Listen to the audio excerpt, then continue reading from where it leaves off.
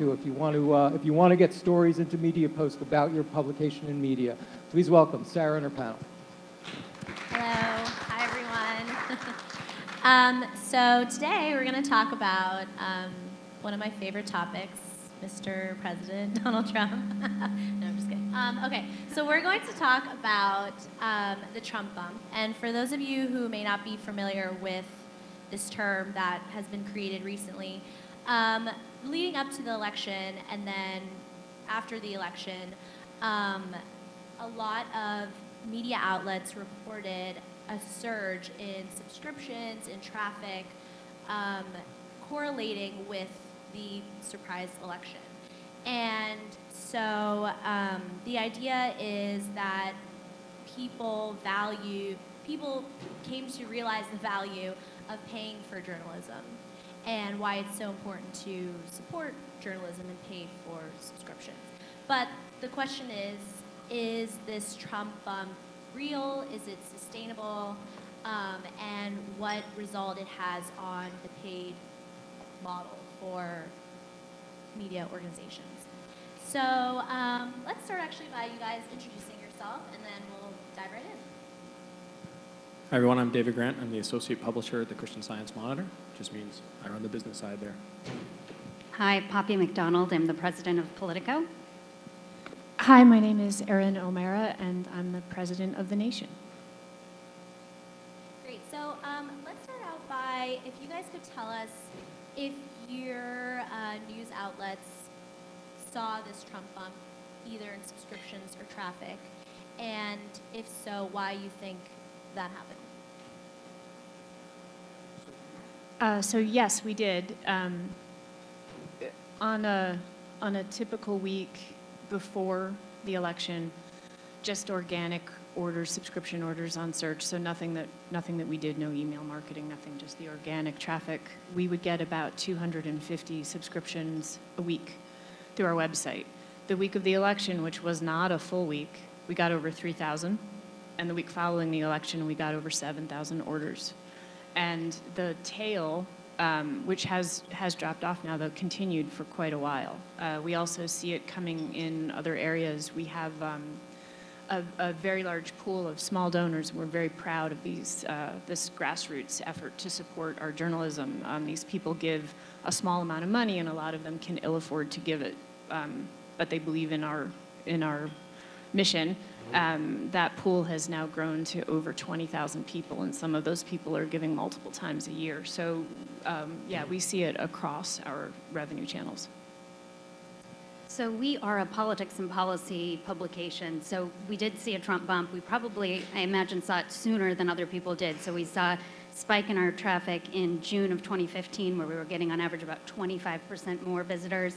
And then about February of 2016, when it was, looking like it was down to a few people, but Trump included, we were getting double the traffic, and we have sustained that to today. So we don't really see that interest going away. In terms of our subscriptions, we are a B2B subscription business, and so about 50% of our revenue comes from subscriptions. Prior to us knowing who would be elected, we were forecasting about a 20% growth in our subscriptions. It's looking like we'll close the year more at about 30% growth. So it's definitely fueled our subscriptions. We're at a little bit different of a price point than going after the general consumer. On the advertising side through our larger traffic, and then on the subscription side, definitely seeing growth there. So at the Monitor, we had our 3 best subscription months ever until May, when we launched our subscription product, November, December, January, all with increased our. Now we're selling at that point only basically a print weekly magazine, about $150 a year. Did 1,000 subscriptions, net added 1,000 subscribers each of those 3 months, so that was a big boost for us. We also saw a lot of gift subscriptions. We saw a lot of people, a significant percentage of those, not a majority, but a plurality in some places, were gifts. People saying, wow, I really need to give this to somebody because this is really important. And so I think that speaks to the reason for the Trump bump. As some people, I don't think anyone woke up the next day and was like, high quality content. Like, yes. But people felt this just like when there's a financial shock or when there's some sort of disturbance to the system. There's a flight to safety. People want to know like what's going on, and I should go invest in something that's going to help me see what's coming next. And so what I hear folks saying, like with the nation as well, people ran to their trusted sources, and they said, hey, I probably need to shore you up, and I actually need some more of you. It really highlighted the value that we play for people that already knew our brand. So it was a nice boost for us, and then we followed that on with a digital subscription offering, which also had a nice boost. And so I don't know if the Trump bump is still going, but certainly that sort of flight to safety is still ongoing. So it sounds like, the Trump bump definitely had an effect on traffic and subscriptions for your media outlets. But how have you worked at sustaining that? Because, of course, an election only happens once every 4 years. And even though the news cycle is very crazy these days, how do you sustain that part of your business and keep subscribers coming?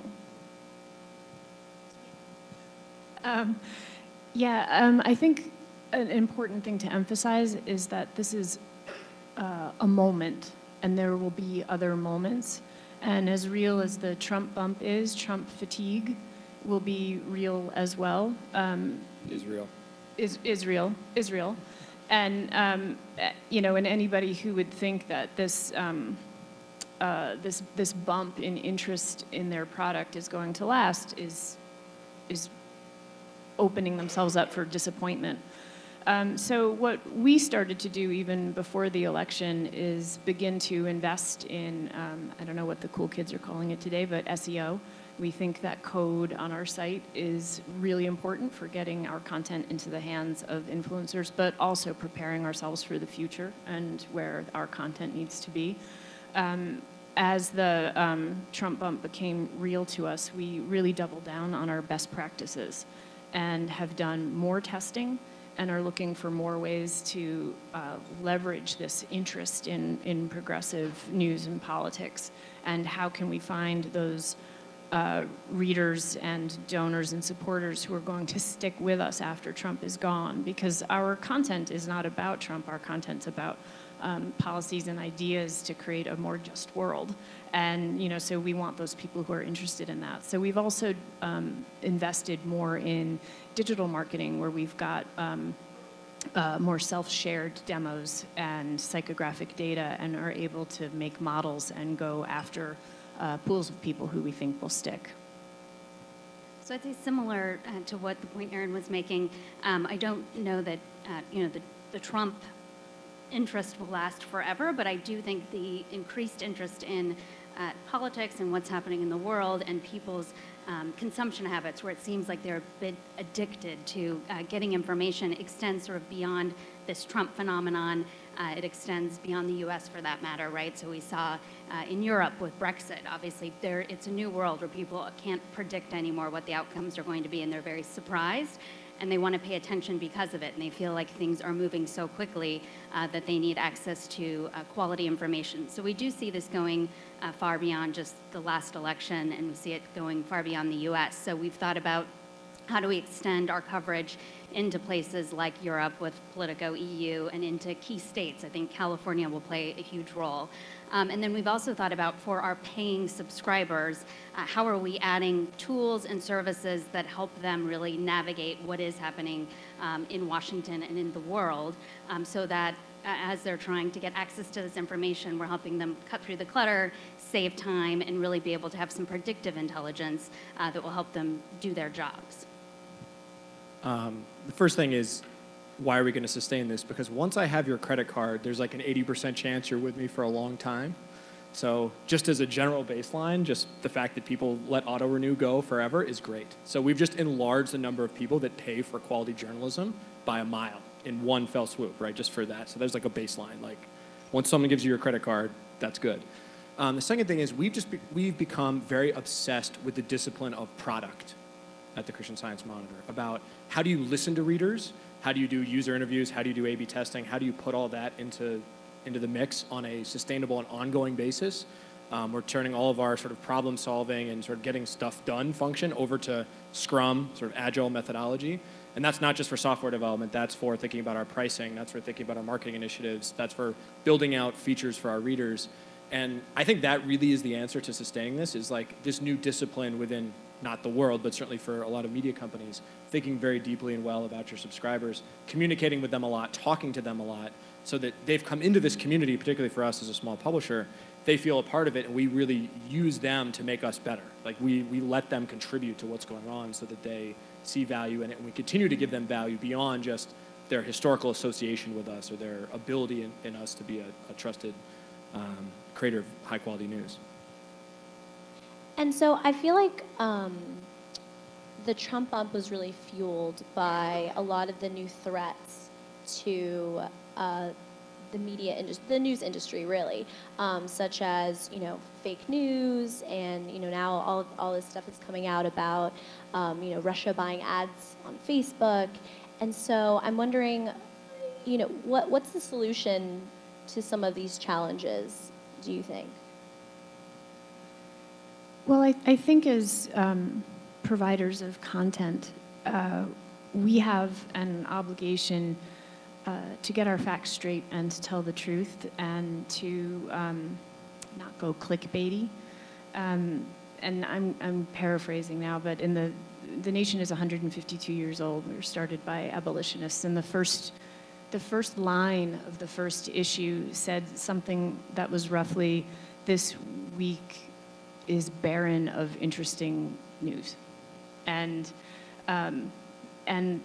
that idea, which is not to be boring, but which is to be factual, sticks with the nation. It's very much part of who we are. So you might not agree with our lens, but our facts will always be true.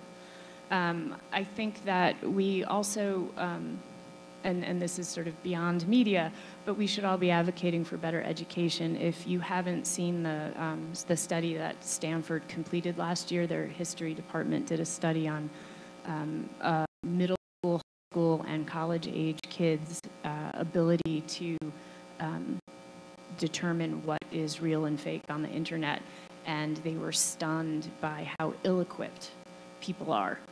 So there's an assumption that if you grew up with social media and computers that you have literacy, and the study proves that we don't. And in this world of having more information at our fingertips than I think anybody could ever possibly imagine, it's really important to be able to understand the point of view from the supplier of that information, and then of course if that information is real or not. And I wasn't sure if you were going at it from a subscriber value standpoint or an advertiser standpoint, but from both perspectives, I would say, to Erin's point on the subscriber value, it definitely puts onus on us as media companies who don't produce fake news when you've got an administration pointing at news they don't like and calling it fake news, to make sure we're really buttoned up on our coverage. So that means really investing in our newsroom and accountability journalism and making sure we've got it right. So we recently broke a big story of misuse of taxpayer funds by the Secretary of HHS, and we got a leak from inside the White House telling us that Tom Price was using private jets in an irresponsible way. But we didn't run with that story until we did significant investigation where reporters were actually going to the airport, getting photos of him boarding these flights, kind of looking at what alternatives there would have been. So it takes a time and patience and investigation, but making sure that we're really buttoned up on that story. It's not just based on one really good source, but that we've got firsthand proof. And making sure that we're committed to that kind of journalism. From an advertiser standpoint, I would say there's definitely, I think I've heard in the market some concern around is putting our advertising next to political coverage a safe space? And I've heard people at other publishers saying that they've responded by doing more lifestyle content or more sports coverage.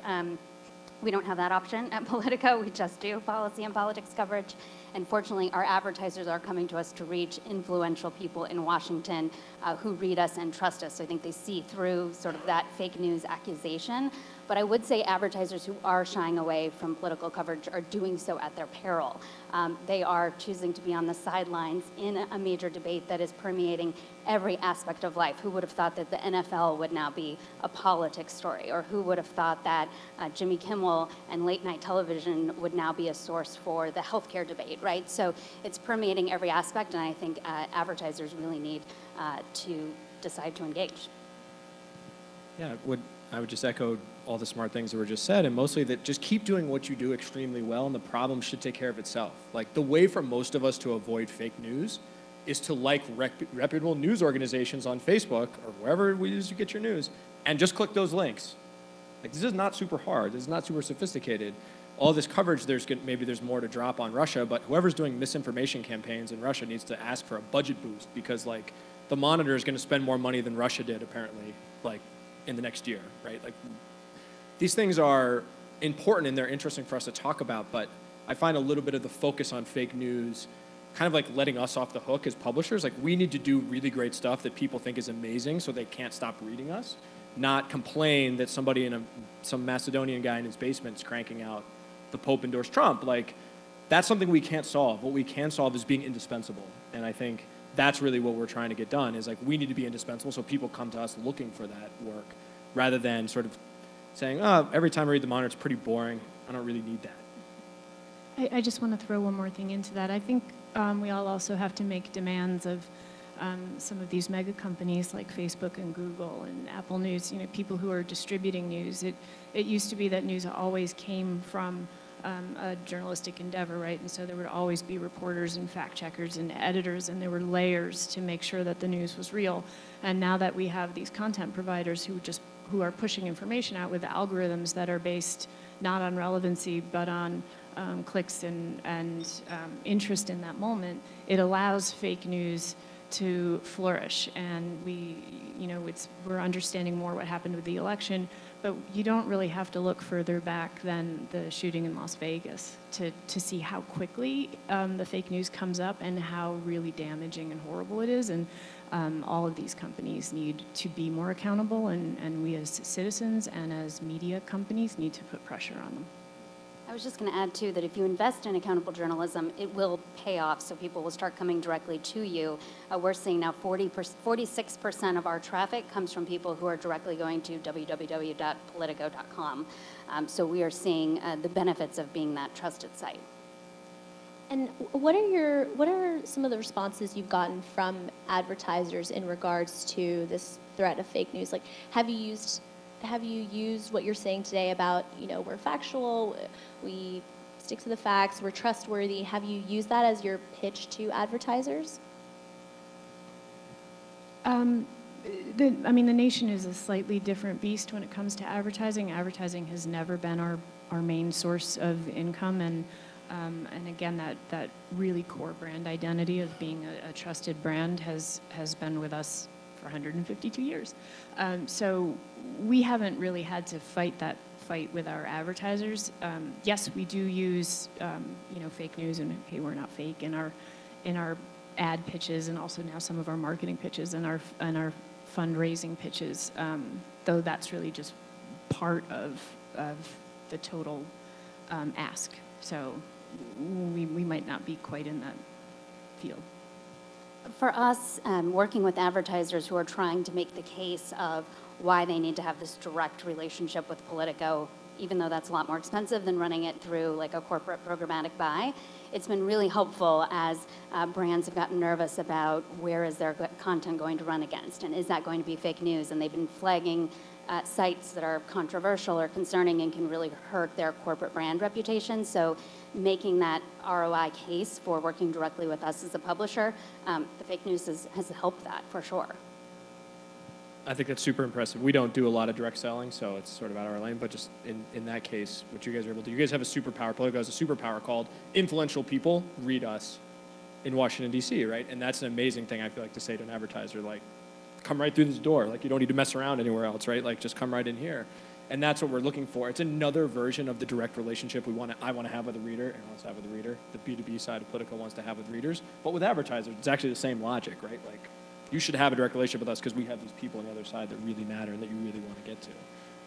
Fake news just gives you one more way to talk about that in an interesting fashion, I guess.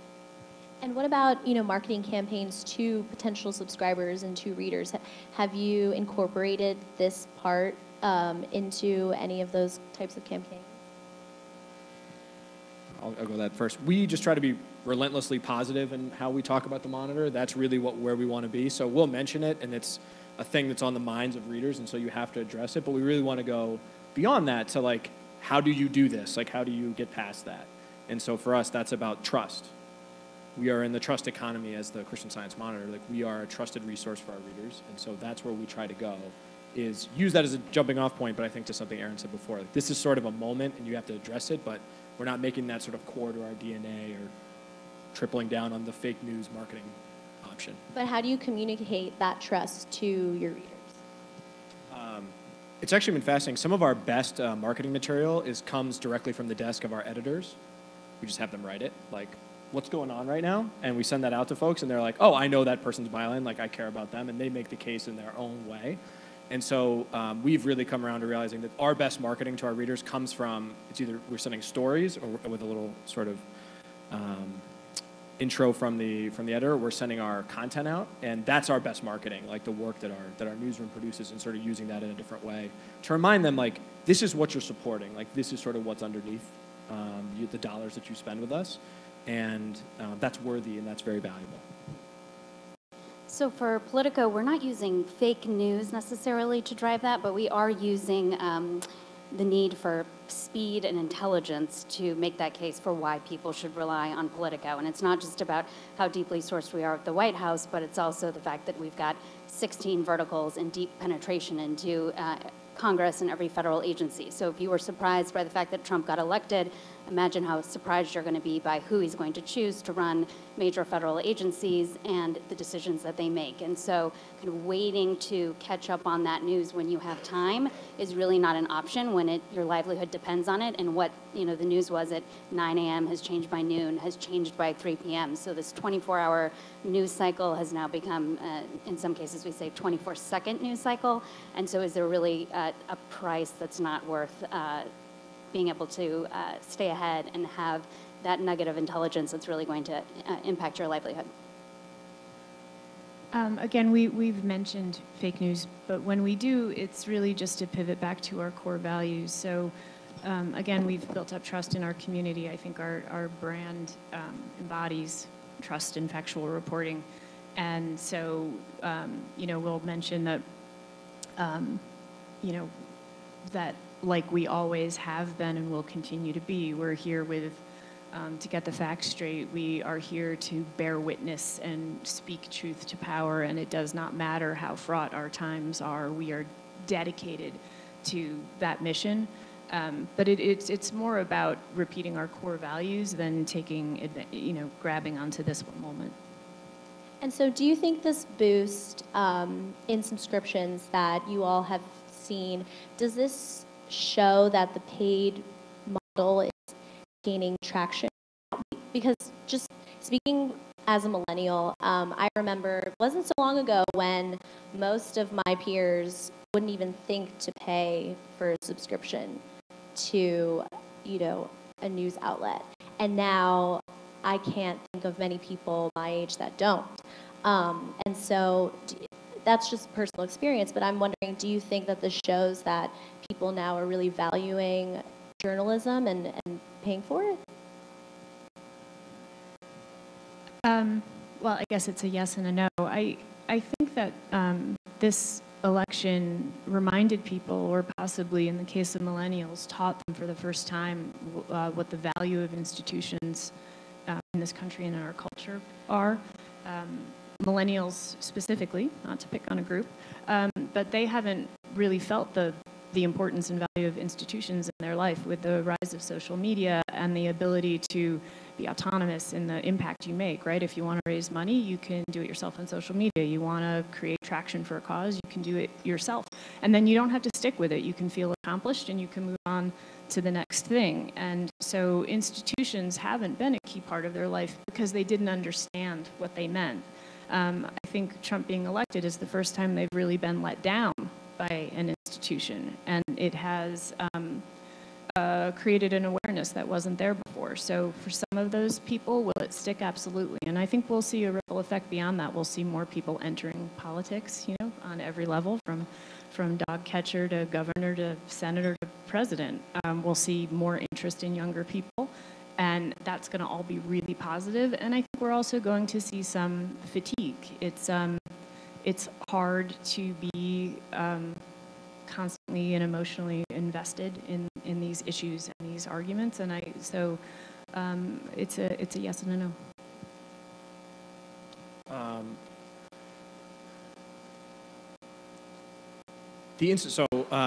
We're launching a paywall of next year, first quarter of next year, just like Playboy, which is probably the first time the Christian Science Monitor and Playboy have done anything at the same time ever.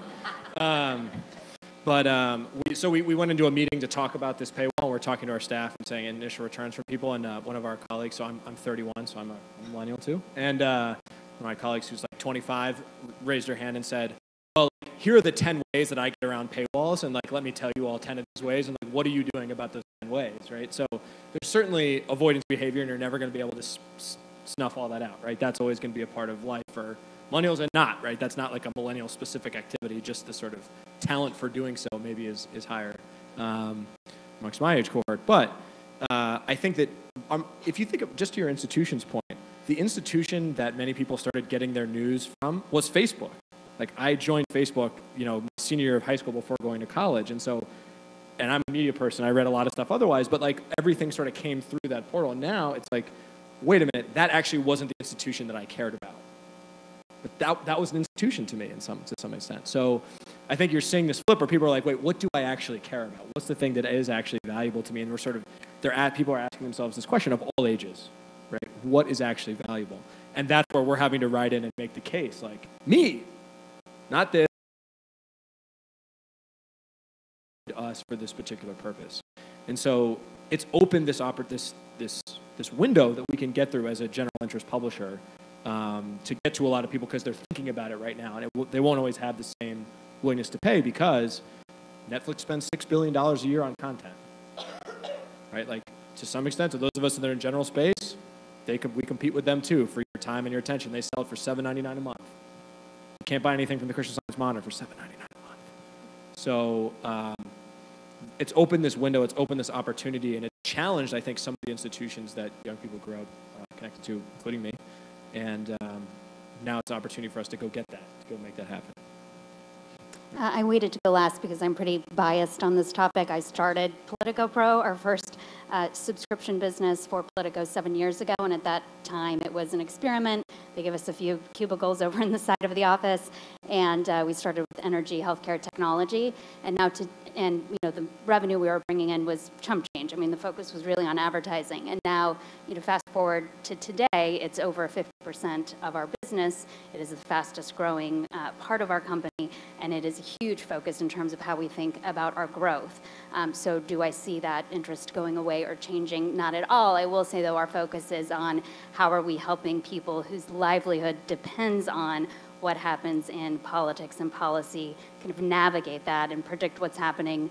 And so that has been our focus and continues to be. And even with our free side, as we thought about, do we want to go into that B2C space? I think we are, there's some hesitation about losing the focus that we have right now, which is like we write for people who are in the know, for people who will read what we do and take action on it. And the fact that all these other people are reading us too is great, but it's really not our bread and butter. So we're not, changing our focus at this time. And so on the flip side, what do you guys think could slow the momentum of the subscriber-driven business models? Like, what are some possible things that could come up? In terms of the Trump bump, or just in general? In general. I would say, I think directory relationship is the only way to live as a certain type of publisher. Like, I really think that when you hear, whether it's a B2B play, which has been with us forever, that's a business model that works, right? Like, I give you something, you need to do work. That's a great business. I really believe in the cause that you stand for. That's a great business. Us trying to build a direct one-to-one relationship with readers. The challenge to this is when everyone has a paywall, what happens? Like, what does that look like? What does the internet look like at that point where you have to log in every single place you go? And if you want to see the math on this, you can go read Tony Hale in Neiman talking to Ken Doctor, talking about the math of pooled services. Like, why will there never be Spotify for news? Because none of us would ever agree to it. And I would never say, great, I'll be on Spotify and you can pay me based on my usage or my claps or some other such thing, right? Like, it doesn't work. Like, the math just doesn't net out. So that's a real question. Like, what's the user experience across an internet filled with paywalls? And it works for all of us, but if everybody goes into that, what does that look like? I don't know if that's a killer for this thing, but it is a significant question. What does that look like? I think to David's point, where would it start going downhill is probably if we stop serving our readers and we're not relentlessly focused on our audience and what they need and how we differentiate what we're providing, and we just become content providers that are chasing clicks. Like, I don't think that's going to create a loyal audience who wants to continue to pay us. So I think that focus on who we're serving and why we're writing is really important. And building off of both of those comments, the disruption in our industry is not over. Just when you think you can take a breath, you realize that there's more out there. I think that we have to continue to be true to ourselves and have a really strong brand identity, because the Facebooks of the world are a threat to that. When people start to identify with Facebook when they're reading your content rather than your brand, that's a really big problem, and we have to figure out how to navigate those waters so that we are better able to position ourselves. But the strength, I think, of our brand is the key, and what we're doing is focusing very much on community, and that it's anybody's welcome. You don't have to agree with us to be part of our community, or everybody's welcome, but we are trying to create a relationship with our reader that goes beyond the content in the pages of our magazine or on our website. So we're looking at other areas where people are asking for help. And one of the things that we did this year is launch a product we call Take Action Now, which helps people who want to be part of the resistance but are feeling a little bit overwhelmed decide where they want to focus their time. And so once a week, we curate the issues and the hundreds of possible ways to express your voice so that we can cut through the clutter for people. So it's something our community wanted, and we were able to respond, and I think that we all have to be listening very carefully to our community to find those kinds of opportunities. That's a super neat product. Take Action Now, right? That's what it's called, Take Action Now? Nation.com/take action. Take action now. Okay, I think we're ready to take some questions. I want to turn the tables and ask you all, a show of hands, how many of you have paid content products in the market already? I'd like to hear from some of you, how many of you have seen growth or maybe outsized growth in the last year? And does anybody want to comment on where you've seen it and why you think you've seen it?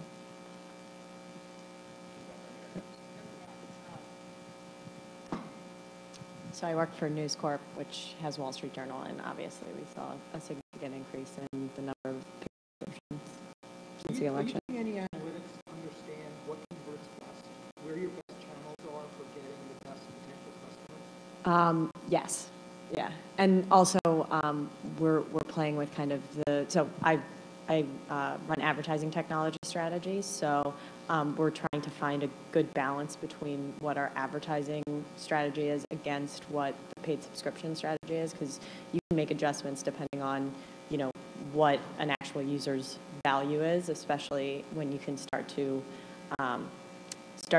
quantify the most valuable users via advertising versus subscription model. For your segment in particular, there are certain audiences where you can make more out of them from advertising and their paid directly? Absolutely. So if you have a highly cookied user that monetizes fairly well through retargeting campaigns and things like that, you might actually decide that you want to let them through the paywall because you're going to be able to monetize them significantly. And you're going to be able to get better. on the fly. You'll be able to So yeah, the flexible paywall is like figuring out that strategy and making it solid. It has been, really important to the growth of our subscription strategy. This is the 1% for digital media. When you're like a Anybody CEO, else? you Wanna get talk to free where they're everything, seeing growth? and like, all the Clicking a rest of us lot. are just like, damn it, like 2 clicks, I'm out. Yeah. I wanted to follow up on the question about flexible paywall.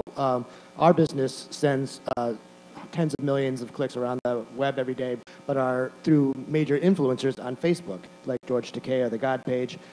One of the problems we have with publishers who have paywalls is that if they put a link up and their fans get a paywall, they'll complain to the influencer about that problem. They say, why did you put up a link that I can't even read? So I wonder, have you done anything to try to address that problem on social where people can't share something without getting blowback because they're being asked to sign up for something? I mean, as the upcoming paywall person, I guess that's me. And yeah, I think it really matters. I mean, you heard from Post Up before. Just talking about paying attention where people are coming from really matters. Really, pay me now. And we sort of have this weird thing in media where we want people to get married right away, like we don't go on any dates, right? We're just like, pay. And that's not the way any human relationship has ever been formed, ever. So being sensitive to that is something we think a lot about, and how do we make that happen? And there are technological ways to do it, right? You can say, hey, if you come from, you can buy some technology, and that'll be great. Or you can just set the meter a little bit higher so that people can get more of a taste as they come through. And that's sort of how we think about that problem. Is obviously you need to be paying attention to where people come from and where are they in the funnel, right? So if I have your email already, there's a different ask I need to make of you versus if you're just one of our Facebook fans or you came through Google search or from a tweet or something like that. Hi. We have a president now who, no matter what he says, no matter, excuse me? Oh, I'm Doug Harbrick with Kiplinger, who, no matter what he says, no matter what he does, his support is about 38 to 40%. Never moves, never changes. 40% of the American electorate, they don't care about the facts. They don't care. All they want to do is disrupt. They want to change things, but it's kind of unclear where they want to change it to. As all of you represent brands that have sought political consensus. So in other words, thought leadership that leads to some sort of political consensus, or shifting the political consensus, such as the nation did with abolition. My question: have you written off the Trump supporters? And if not, do you get trolled? Do you get trolled at all? And how do you? Does this not limit your audience, given the political climate right now, the fact that 40% of the American electorate is so angry? So I'm not a historian, but I just want to throw in a little historical perspective, and I'm sure somebody out there can fact check me. On the day Nixon was impeached, over 30% of the electorate approved of him. So this idea of a certain percentage of our populace who will believe in one thing strongly when the rest might not is not new. We've had to work with that forever. I think for some people, saying that they were wrong or that Trump can't carry through on his promises sort of creates a existential crisis, which people aren't really willing to go through. There are a lot of reasons why people won't be swayed. And I think that answer, though, is to just continue to stick to our brand and our mission and our message and get the facts right and get our content out and into people's hands and let them digest and decide. I would just add to that. I wanted to high-five you. At that moment when Nixon was impeached, there was a public survey about how the media had covered it, and 70% of the country said it was overplayed. It's never a big deal until everything comes crashing down. Second piece, no, I've definitely not written those people off, and I think one of the major issues with the Trump wave, for example, is like there's a lot of liberals piling onto your boat there, right? And you don't want an audience that's just monochromatic, right? We want the whole country to read us, and that's really important to us. And I don't believe those people don't care about facts, that they're so angry that they just don't see their life reflected in the news companies that they see coming across their Facebook feed all the time, right? They don't see themselves there. So we just moved somebody to Texas, the monitor to San Antonio, right? We're thinking about other ways that we can start writing more about the lived experiences of these people so that they see that we care about them, that we're invested in the stories that are like making up their lives. We just wrote a piece about young evangelicals the other day that blew up on the site that did extremely well. The split between young evangelical attitudes in particular places, and it was a great story. We've written about county fairs in Denver and land use. People in DC, when I tell them in Boston, I tell them about land use, are like, ugh, what the hell? People who live in Colorado care about this stuff a lot, right? It's public lands. If you live in Idaho, that's a real big part of your life. And so when they don't see themselves represented, they don't trust you. That's our fault. That's not their fault. So that's where we have to go to fight to get those people back, is to say, hey, we cover you. We've shown some sameness with you. You should believe in us. And that's why we're worth having in your feed. That's why we're worth being in your inbox. That's why we're worth your credit card information. So I think one of the big challenges is not writing those people off and thinking about how to get to them in intelligent and thoughtful and ways that keep with your mission. It's not to like change what you're doing. You just have to think about it a little bit more broadly and a little bit more from their perspective rather than, why don't they just get it? We'll write 5 million climate change stories and eventually these dummies should get it. It's not how it works. I've never been persuaded that way. So I don't see why we should assume anyone out there in America should be persuaded that way. And I would say the same. We're not writing anyone off. Everyone's important to us, and we're relentlessly nonpartisan. So we're just reporting the facts, and then you can make the decision if, in the name of disruption, that doesn't bother you. That's great, and if it does, then action should happen. So we've been covering the fact that the Trump administration is people in the family are using private servers after they attacked Hillary Clinton. Does that bother you? We don't know. We're not going to form an opinion about it, but we are going to let you know it's happening. So to provide that accountability journalism, and I'd say even beyond just Trump supporters reading us, like we need the Trump administration to read us. They are our readers. They are our source for what's actually happening inside the White House. There are subscribers, major federal agencies, members of Congress, they all pay to subscribe to Politico Pro, and they are advertisers when they leave the administration and they go and work in the private sector. So it's a cozy relationship that is built on trust, and we're not wanting to close ourselves off to anyone. With that, we're going to move this to the roundtable in about 20 minutes. That, in fact, David is going to be leading. Sarah, panel, thank you very much. Thank you. Thank you.